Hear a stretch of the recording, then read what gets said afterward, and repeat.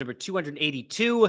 In your scorecards, you can get on board 24/7, 365 on the Unfiltered Revolution, Apple, Spotify, everywhere you get your podcasts, and of course on Twitter, X, YouTube, and elsewhere. As always, presented by BetOnline, number one source for your sports betting needs and latest matchups and lines. You can get over to the website, use the promo code BELIEVE, it's BLEAV, and get a 50% welcome deposit as I welcome longtime friend and one of the premier journalists in any, the number one journalist in MMA and combat sports space, the host of the MMA Hour, and a fellow Knicks fan, Ariel Helwani. Ariel, appreciate this. Long time no speak, my friend. How are you? Yes, Casey, my man. It is great to be on. I hope you're doing well. Thank you for having me. Long overdue, so I appreciate it very much and looking forward to it.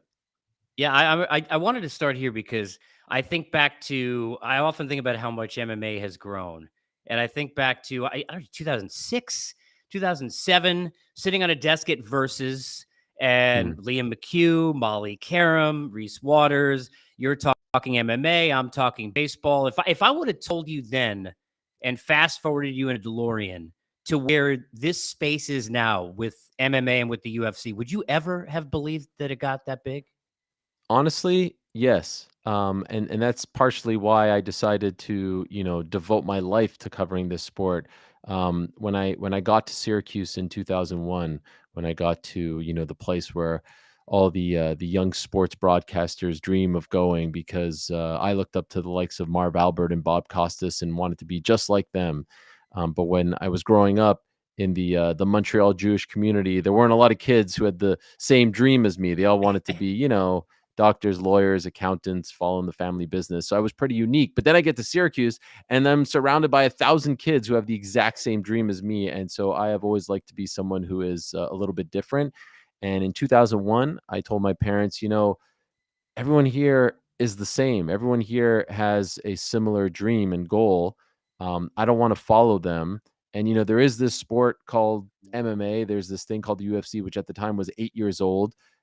It isn't really being covered the way I think it should be covered. As a general sports fan, I see how other sports are being covered, including boxing. And I'm like, where's, I don't know, where's the professionalism? Where are the outlets? Where are the interviews, et cetera, et cetera? And I said, maybe I could be the voice of this sport. Maybe I could be the Howard Cosell of this sport. That's what I said to them because I loved it, because I loved the NBA and I loved the NFL and I loved Major League Baseball, but I also loved combat, pro wrestling, boxing, MMA. And there was something about those fights and those characters and the buildup and the tension and all that stuff. And so 2001, I told them, I think this sport could be just as big as anything else out there. And slowly but surely, here we are in 2024, and it's on ESPN, and it's just as mainstream, and it's probably in America more popular than boxing to a degree. So it has come a long way. But I'd be lying if I didn't say I felt like this couldn't happen, because I really did feel like it could happen. Yeah, and it's made huge stars, and clearly, forefront of that, Conor McGregor, a huge piece of the puzzle that's gotten us here. I wanted to start there because maybe you could help me figure this out. He has said consistently he wants to fight. It's not that, like Dana seems to claim, he's got too much money.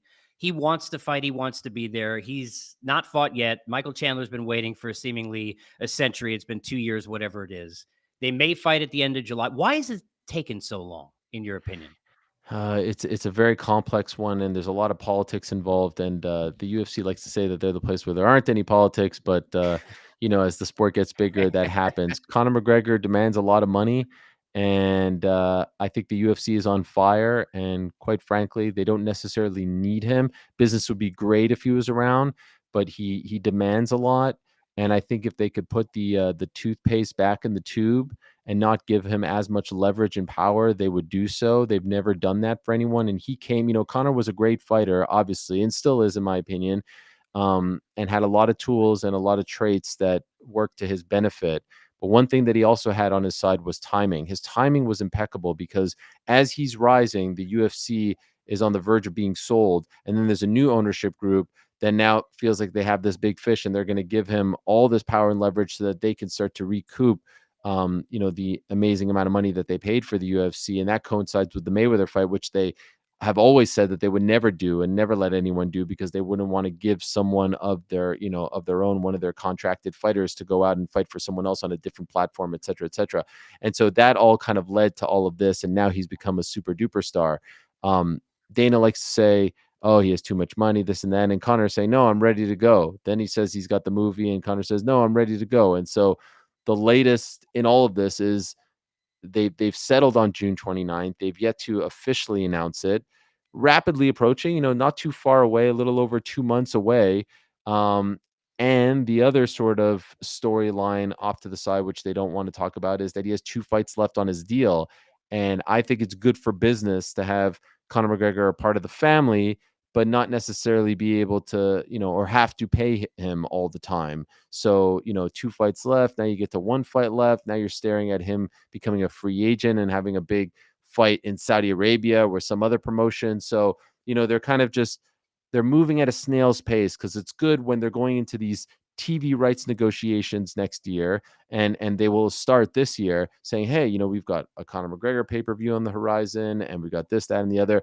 If it's, hey, what are you guys doing with Conor? He's on the last fight of his deal. Is he going to be a part of this plan that you're selling us, this package that you're selling us? So I think there's a lot of things at play here.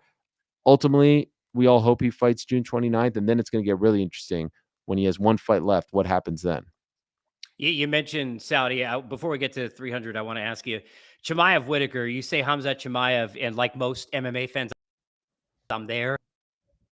Doesn't matter who he's fighting. I think we'd all be there. He's an appointment story. He's got to be one of the nicest guys in MMA, coming off the fight against Costa. What's your take on this matchup as we lead towards it announced here last couple of days?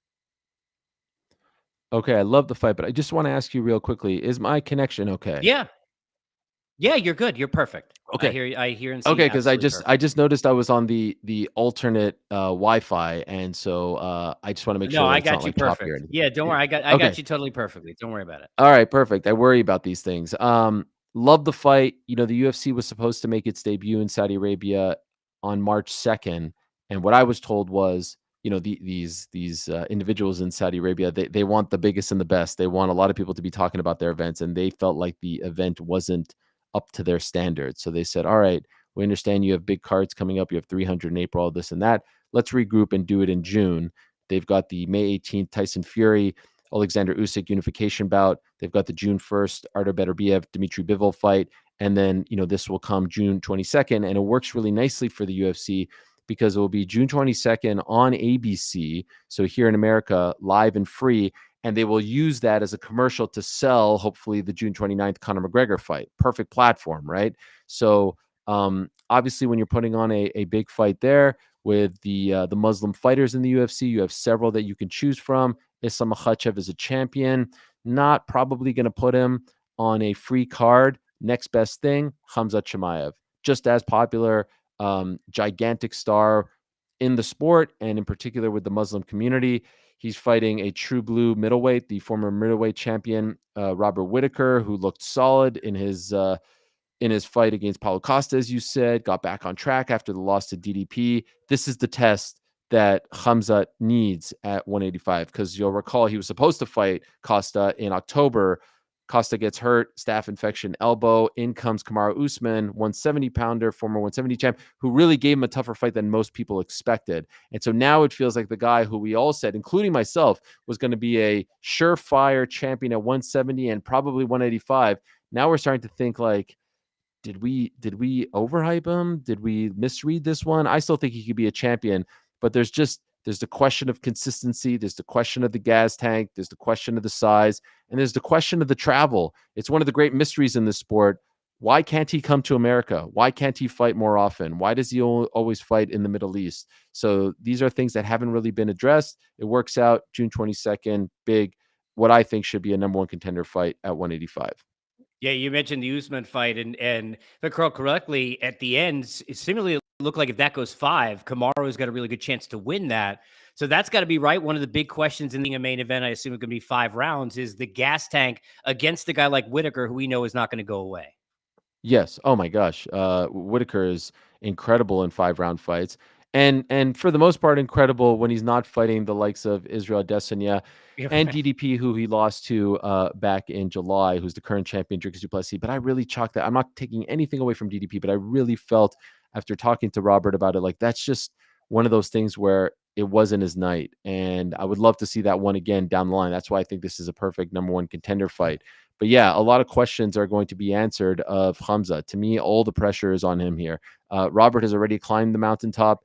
Obviously, he wants to get back there, but Khamzat is the one who hasn't quite realized the potential because of his bout with COVID, which really sidelined him, which for a moment actually retired him. He had retired and then decided to come back, and then all this travel stuff and the inconsistency. Like, I would really love to see him try to get at least 2 fights in 2024. It's been, one fight here and more than a year there, and that stuff that just keeps building up and is never good for the gas tank. It's never good for your fighting career. So let's see. This comes 8 months after his last fight. If he can squeeze in another after this one, if he wins this fight and then can get a big time fight, if not a title fight later on in 2024, I think it will be great for him.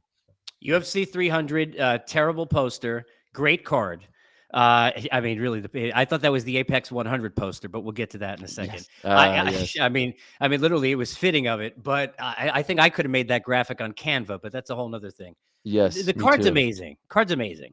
And the main event is a great fight.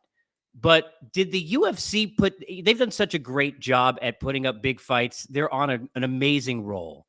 But the level of pressure they seemed from the outside, me looking at it just as a fan, to put on themselves on this card seemed to be so massive that almost anything as a main event that wasn't Conor was going to be a disappointment. Are we underrating the card because of the massive pressure they put on this thing leading up to the announcement of the main event?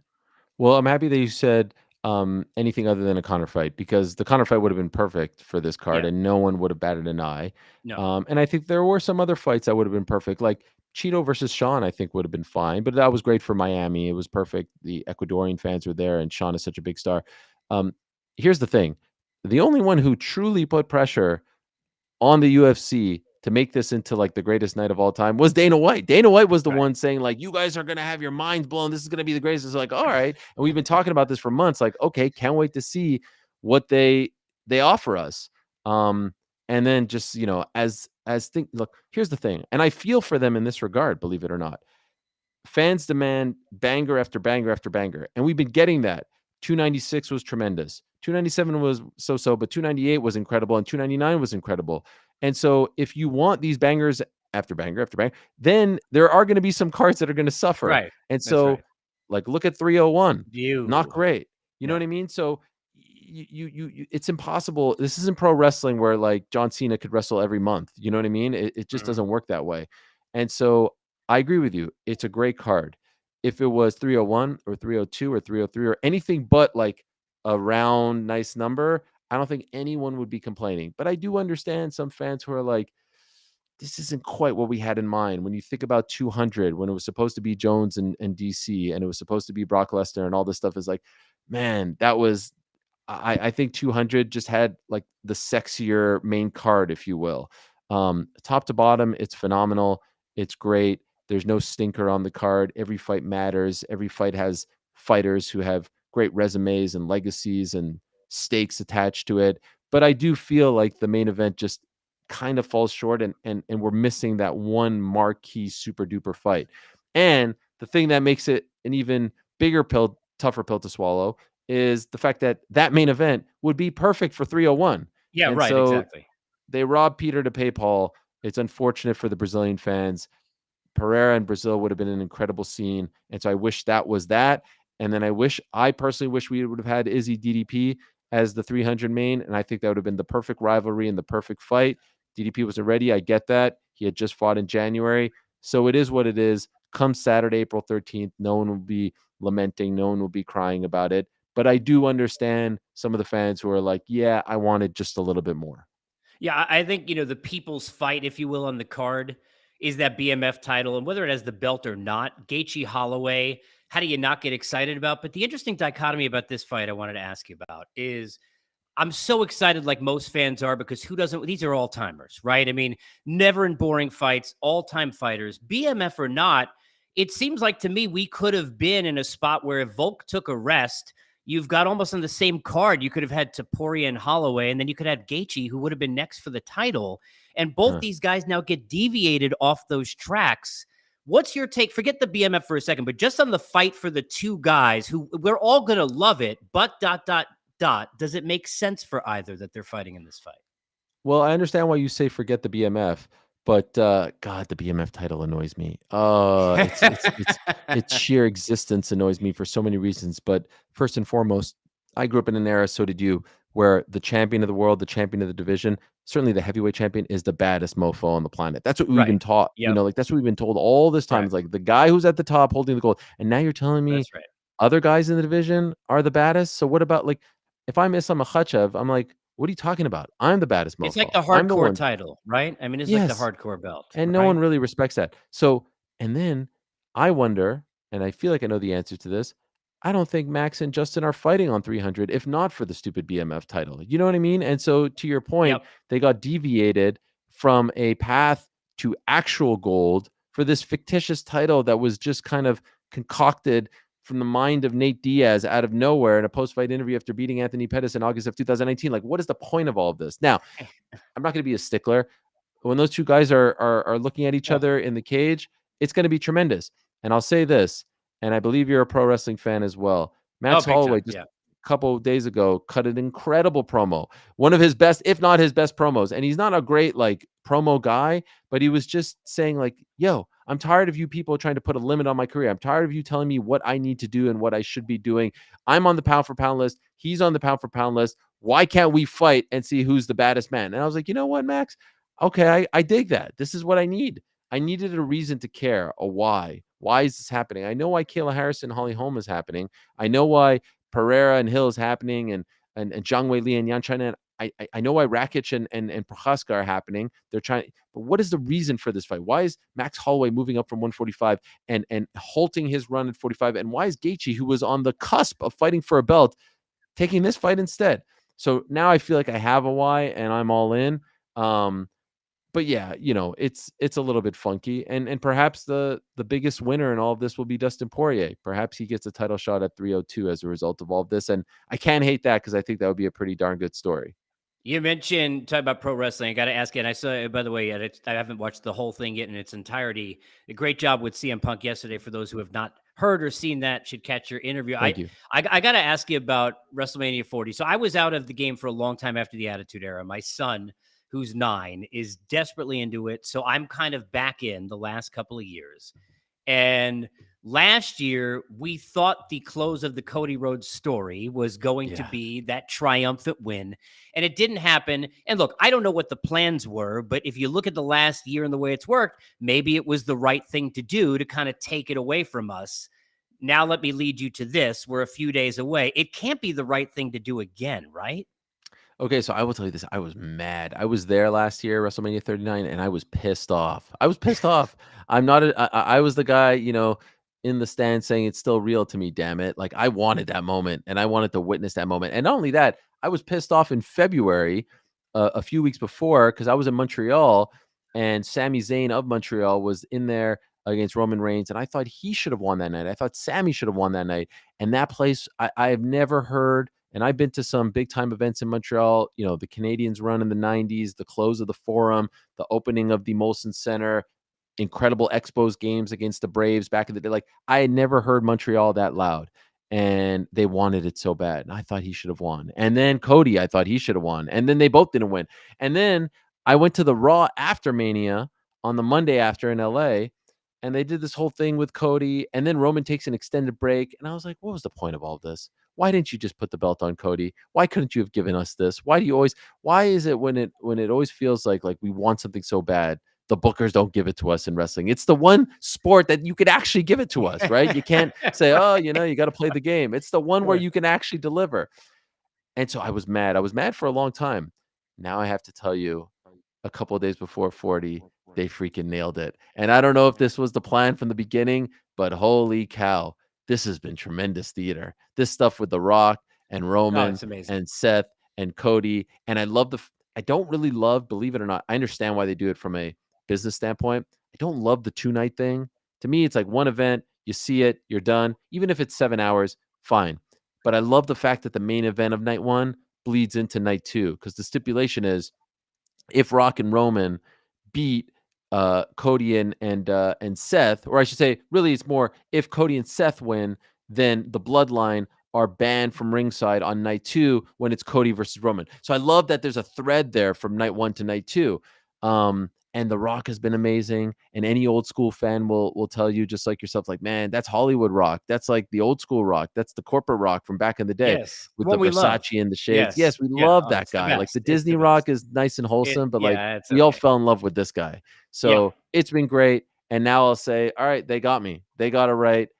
But to your question, please just give us this moment for Got to happen goodness this sakes. time. It's got to happen this time. Now, what I think will happen, you didn't really ask me this, but this is my theory, Yeah. Go and it ahead. almost feels too obvious.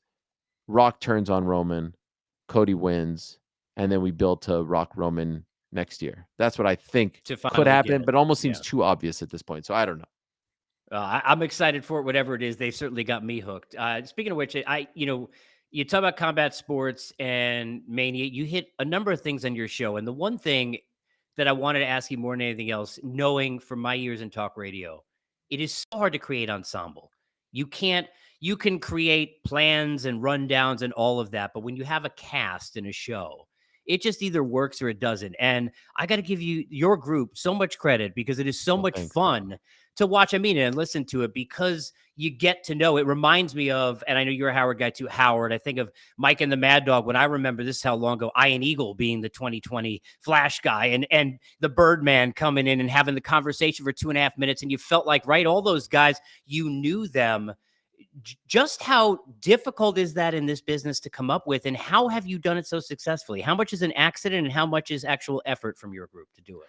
Well, that's a great compliment, and I appreciate that. I know they would as well. I grew up with Howard Stern. I grew up listening to all of this. I remember Mike Breen doing the updates on Yep. WFAN with Yep. Imus, right? And I Yep. love that stuff. I love the family, and it's why like I admire what McAfee has built with his boys, and I admire what Dan Patrick has built and what Rich Eisen. Those are the best shows in my opinion, right? And I have always felt like it's never been about me. So much so that when I was doing a Saturday morning combat sports radio show at Syracuse when I was a student, when no one was listening except my mom and my sister on WERW, Syracuse Student Radio. I created a producer, a fictitious character named Lester, who I would speak to, but he would never speak back to me just so I can have the banter with someone. Yeah. That's how much it was ingrained in my brain. Yeah. And the first person I met was New York Rick, and he was just a kid who wanted to help out. And I was like, no, no, no, I want to talk to you. I want to interact. He had no ambitions whatsoever to ever be on air. And that was great. And we grew together for many years. And then I went to ESPN. And actually, for whatever reason, and I'm not quite sure why, at ESPN, I tried to create characters. I tried to do the same thing. I did the same show, it just had a different name. And Mhm. I was met with a lot of resistance. I don't know if it's the way they're built. I don't know if it's what they're told, but no one really wanted to talk to me. And that was frustrating. I love that stuff. And so when Yes. I went back, I was like, oh, maybe this can happen, but it has to happen organically, just like it happened with Rick. And it's amazing. Like the audio guy, Mysterious Frank, was just presented to me. He's like, oh, this is the audio guy. And I was like, oh, this guy's great. He's got dry wit. He's quick, this and that. He had audio guys don't speak. He's literally the audio guy. But I love Fred from Howard Stern, and he's a Oh, massive yeah. part of the show. And Yes. so to me, Yes. Frank is that. And then Connor, who replaced Rick as producer. Rick is more on the social side and on air now. He was just like he was a guy that was recommended to me from ESPN Radio. And again, when I first met him and we interviewed and all that, there was no talk from us about like I'm like, yeah, I might throw to you here and there, but you never know how someone's going to be on air, right? Like they Right, could exactly. completely bomb, and he's come a long way. And he's turned it. I like to say he's like the guy could do no wrong. He's the biggest baby face in the business because the fans just adore him. And so I'm so thankful. I'll tell you, like, so my contract is up in August, and I'm going to make some changes, and the show's going to evolve in a very good way. But every single person that I speak to about the show, I say to them, I will never do this show again without those three guys. So this is a package deal. I'm not leaving them, and I hope they don't leave me. And I hope that we can do this show together for 50 years because I've never had more fun doing anything than doing the show with them. I love that, man. I want to bounce away before we get out of here. One quickie on basketball, and then baseball, of course, before I get Yeah. out.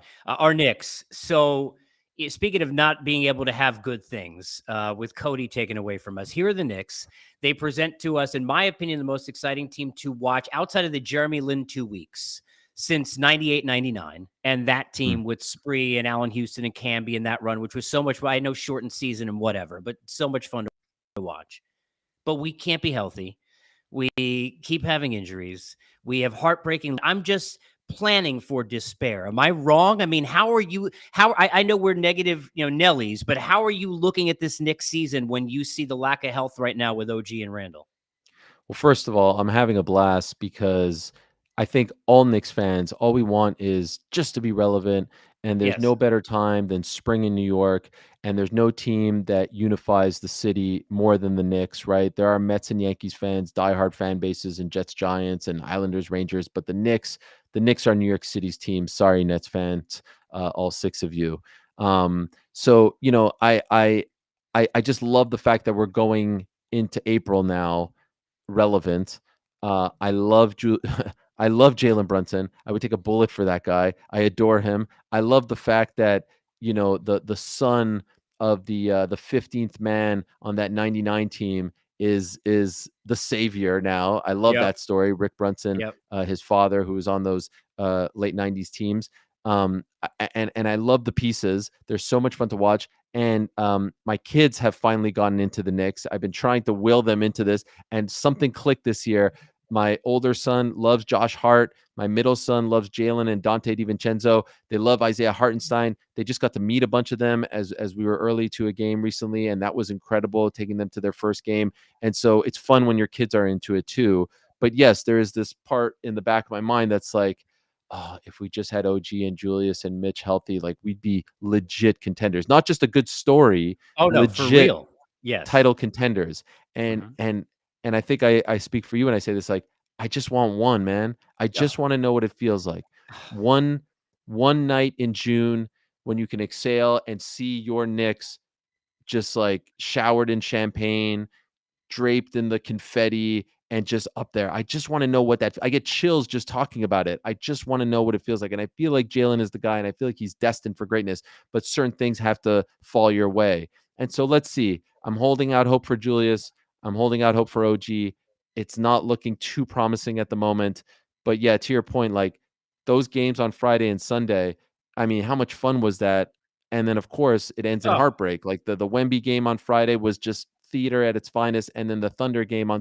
But it's like, gosh, please. And I believe this, and correct me if you feel otherwise. Like, you know, we need that 2-3. If oh we yeah. fall to 4, that's the No, difference between a forget magical it. No, run and a forget it. second round exit, Forget it. right? Yeah, Especially forget it. banged up. So we need that Yes. 2-3, and I feel like 2 is right there. I feel like home court up until the Eastern Conference Finals, which we probably will face the Celtics, then bring them on, is right there. And that's the part that's so frustrating. But I love this team. I love the vibes. They're so fun to root for. They're so likable. I love the fact that, Thibodeau's finally getting his respect as Knicks coach. Like, I could go on and on on this, Oh, but I'm with you. I'm just hoping for the best, and I'm just so excited to see how it all plays out. I'm right there with you. We deserve some joy, and you even more than me because you're a Bills fan. But we'll save that for another day. Um, And an Expos fan. May they Yeah, I was rest in gonna say, peace. let me end there because speaking of sad, so I was at the time working for MLB.com. I was there the last 3 games up at Olympia. I was there. I saw the tears. Had conversations with people in the streets. Those are some of my fondest memories as a young broadcaster in terms of being at an event that I knew mattered. And I know that relationship that city has as a good example of somebody who was a diehard then for that specific team. What is your relationship now with baseball? How difficult is it still to even tie in? Are you watching Jays and latch onto them? Do you watch certain players? Not at all. I mean, what's the relationship of an Expos diehard this many years later? That's a fantastic question because I was a diehard. Like, I know people joke that they didn't exist. They did exist, and I adored those teams, especially the '90s teams. I think I've told you, like Lenny Webster, Jeff Hmm. Facero's personal catcher was Hmm. my favorite Expo number Yep. 25. I adored Cliff him. Floyd, my Was former broadcast Cliff partner, of Floyd, course, who with the Big I Mac sit, invited of to course. my bar Yeah. mitzvah. Yes, Yeah. I mean, all of them. Pedro, Vladdy, Senior, Yeah. Ken Hill, Jeff Facero, all these guys, Darren Fletcher, Larry Walker, I could go on and on, and Rondell White. I adored them, and when they left in '04, and I was at that final series as well at Shea Stadium against the Mets, I was heartbroken. I remember being on the subway going back home with my brother, who I went to a lot of games with. And I remember saying to myself, like, I will never, ever watch baseball ever again. Forget being a Nationals fan. Screw the Nationals. I will never watch baseball ever again. And truth be told, I did not watch a single inning until 2015. I was aware of what was going on. I'm a sports fan. You see stuff, but like it really, truly hurt me. And then I will be honest, 2015, I remember we moved. I had to do a really long commute to work. It was summertime. I was like a little bit lost and not really, felt lonely on these commutes. And a Montrealer named Alex Anthopoulos had the cojones to pull off a couple of big deals at the trade deadline, Tulowitzki, David Price, etc. And I was like, am I robbing myself of joy here? You know, my kids are getting a little bit older. Canada's team, why not? And I fell in love with those Jays. Josh Donaldson, who I then kind of became With the friendly big with. homer. Of Yeah. course, Edwin Encarnacion, like they were very likable and they had a couple runs then. And honestly, I thought that they could have beaten the Royals. Remember, they made it to the ALCS against the Royals and had a pretty good shot. And so I have adopted the Jays as my own. My kids root for the Jays. Baseball is probably fourth on their pecking order, but it will never, ever, ever be the same. I will drop them in a second if the Expos ever came back. That's not my hometown. It's my country, but it's not my hometown. It will never be the same. One thing that has made it easier is Vladdy Jr. because I loved his dad so much. And I remember when he used to go to games, the fact that I feel like he's the thread from those Expos teams to now makes me feel good about it, but it will never be the same. And it's hard for me to, I don't feel the same about the Jays as I do the Bills and Knicks just because I didn't bleed and sweat and cry about them when I was a kid in the 90s. It'll never be the same. And in fact, I rooted for the Braves to beat them in 92 when they had their first World Series win. So I got to be honest about that. It's been a joy to do this with you, man. I appreciate you coming on. It's an honor. I enjoy your work and have for years, obviously, since the last time we've seen each other. I'm so happy for you and all the successes and appreciate you coming on, man. Thank you so much. Thank you. Appreciate it. Same to you. Keep up the great work and wish you and your Thank you, family sir. all the best. There he is, Ariel Helwani. You can get us on Unfiltered, of course, Apple, Spotify, everywhere you get your podcasts, and all across social media. We'll see you next time, courtesy of our good